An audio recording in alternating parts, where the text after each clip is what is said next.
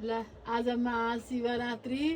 शिवजी जस्तै बुढो पाउनु ज्वाइँ पाओस् मेरो छोरीले शिवजीले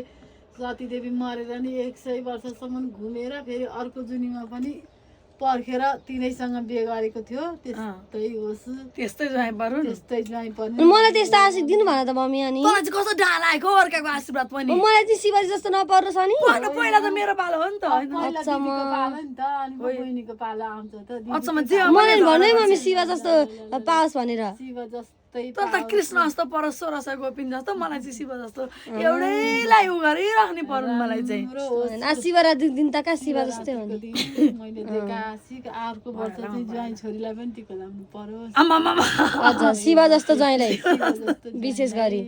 हो मम्मी हो। कोचाउ ज्वाइँ चाहिँ भाङ धत्रो ठिक्क पारेर आजका दिन शिव जस्तो भनौँ भने फेरि गाह्रो पर्ला राम्रो राम्रो पालो मेरा तँलाई तल्ला तँलाई त यसका त टिका टिका मात्रै हो तँलाई त आशीर्वाद चाहिँ मलाई मात्रै हो क्या